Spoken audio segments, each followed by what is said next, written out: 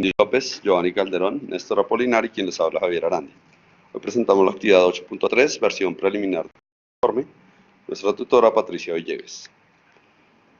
En el contenido de esta presentación está conformado por los problemas que enfrentamos al momento de redactar el documento y cómo lo resolvimos. Algunos problemas que consideramos no hemos podido resolver todavía, la contribución al trabajo de los grupos y por último las referencias. Dentro de los problemas que enfrentamos y cómo los resolvimos, encontramos dos problemas que están muy relacionados y son introducir el examen final como parte del proceso de evaluación, ya que digamos que en ninguna parte del documento hay una sección específica que hable de la evaluación, sino que la evaluación es algo que está de manera transversal. También otro problema que está muy relacionado con eso es cómo articular el apartado del examen final con los apartados anteriores. ¿Cómo lo solucionamos? Lo que hicimos fue relacionar el desarrollo de las tareas de aprendizaje como parte de ese proceso de evaluación. Y en ese sentido, ya pudimos relacionar el examen como, digamos que una parte final de ese proceso.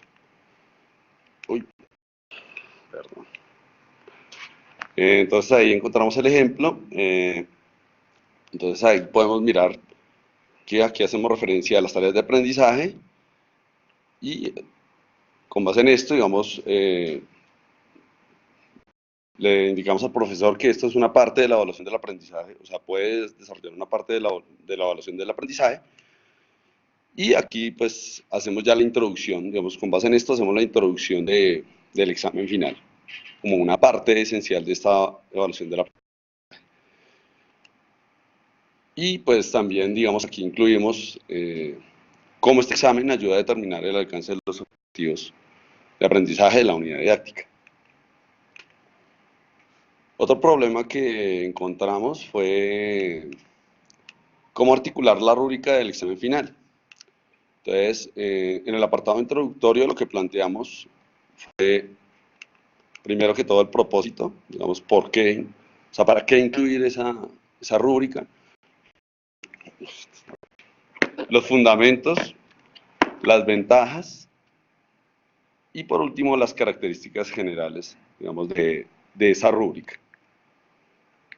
Entonces lo hicimos mediante las preguntas. Entonces la primera pregunta, entonces, la primera pregunta respecto al propósito.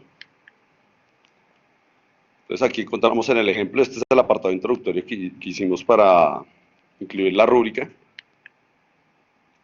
Entonces aquí decimos que la implementación de este instrumento tiene como propósito facilitar y direccionar la evaluación del examen final. Entonces ahí lo vamos construyendo por frases.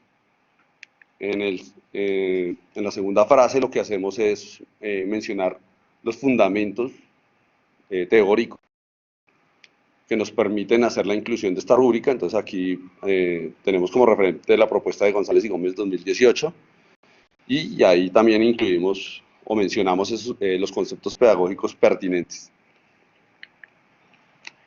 Después miramos lo que son las ventajas de incluir esta rúbrica. Entonces ahí construimos otra frase que nos habla, digamos, de qué es lo que nos permiten incluir estos conceptos pedagógicos. Entonces aquí esto nos permite caracterizar el nivel de los alcances mediante el establecimiento de indicadores. O sea, digamos que esto hace que el lector pueda entender más fácilmente, digamos, cada uno de los instrumentos que se están incluyendo en el documento. Entonces, cosa que nos pareció esencial para la lectura. Y por último definimos, digamos, lo que es lo que hay en la rúbrica, que son los niveles de logro, que son superior, alto, básico y bajo. Problemas que todavía no hemos podido resolver. Por un lado está lo que son la numeración de las figuras, básicamente, en las tareas que presentamos en el documento. Nuestra tutora indicaba que había que incluir la numeración. Entonces, bueno, digamos, en el caso de la maqueta circular, lo que nosotros hicimos no fue no incluir la numeración, sino lo que hacemos es hacer una frase que dé introducción a la figura de tal forma que no tuviéramos que enumerarla, ¿sí? Entonces, la frase dice, puedes tener como referente la imagen de la maqueta circular que se muestra a continuación. Entonces, como lo ven acá, pues mostramos la figura y colocamos el nombre, digamos, de la imagen. En la tarea de la bicicleta también tuvimos este inconveniente, solamente que aquí sí, como teníamos dos figuras, en la formulación tuvimos que hacer referencia a ellas. Entonces aquí damos figura A y figura B. Sin embargo, pues la tutora nos insistió, digamos, como incluir la numeración como tal. Entonces, pues digamos que por eso lo consideramos un problema no resuelto, porque realmente no sabemos cómo debe aparecer allí. Otro problema que encontramos es hacer referencia a los anexos en el documento. Entonces aquí encontramos un ejemplo. También lo consideramos un problema no resuelto porque pues fue otro comentario que la tutora nos hizo de mirar cómo se hacen las referencias de los anexos. Entonces pues nosotros simplemente los mencionábamos acá. En este caso, por ejemplo, lo colocábamos entre paréntesis, pero pues todavía digamos, tenemos esa duda.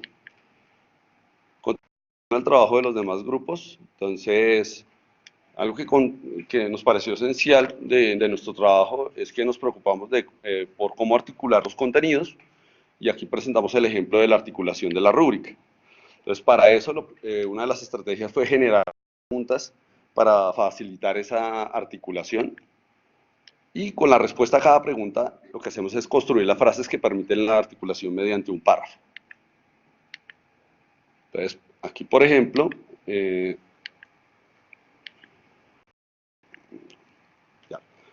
¿para qué incluimos este documento? Entonces, en la respuesta, dice, pues nosotros lo incluimos para facilitar y direccionar la evaluación del examen final. Entonces, aquí ya estamos construyendo las frases que nos permiten hacer la redacción del párrafo. ¿Cómo fundamentamos esta inclusión? Entonces, ya lo habíamos mencionado, que fue mediante la propuesta de González y Gómez. Otra de las preguntas fue, ¿qué permite la inclusión de este instrumento? Que esto hace referencia a las ventajas de la inclusión de este instrumento. Entonces aquí, digamos, esa respuesta nos permite construir esa frase. Entonces, digamos, en la medida que vamos construyendo esas frases, vamos armando el párrafo. Y por último, ¿qué contiene la rúbrica? Entonces ahí es donde definimos, digamos, los niveles de logro que aparecen en la rúbrica. Y por último, las referencias. Gracias.